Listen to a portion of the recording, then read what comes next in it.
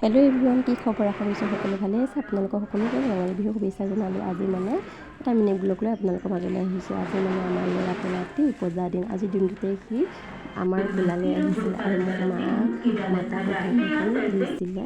সেয়েহে আজি গাঁৱৰ নামঘৰতে এটা শৰাই দিছোঁ আৰু বন্তি গছ আগবঢ়াইছোঁ। সেয়েহে ভগৱন্তৰ ওচৰত প্ৰাৰ্থনা জনাইছোঁ, ভগৱানে যেন ল'ৰা পোনাটিক সদায় কুশলে ৰাখে, ভালেই ৰাখে।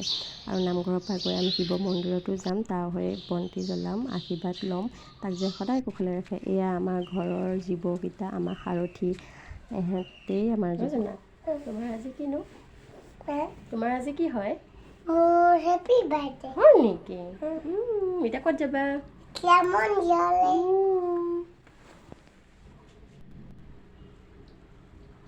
হেল্ল' ক'ত যাবা? মন্দিৰ। ভগৱানৰ ওচৰত কি ক'বা তুমি? হে ভগৱান, মই ভালে থাকিম, মোক আশীৰ্বাদ কৰিবা। হয় নেকি? কৰিব দিয়া। আৰু এয়া আমি মন্দিৰত আহি গ'লোঁ, গাঁৱৰ ননন্দৰ ভাগিনৰ ল'ৰাটো গোটেই। এয়া আমি মন্দিৰ পাই গ'লোঁ। মন্দিৰত আহি খুবেই ভাল লাগে আৰু ভগৱন্তৰ ওচৰত যোনেই নাযাওক কিয় মনটো দুখ কষ্ট থাকিলেও ভগৱন্তৰ ওচৰত আহিলে মনটো পাতল হৈ যায়। সেয়েহে ইয়াত সকলো মন্দিৰভাৱে স্থাপিত কৰিছে, বহুত ভাল লাগে। সকলো আছে আৰু ইয়াত আহি সকলোৱে ভাল লাগে। মনটো আৰু পাতল লাগে।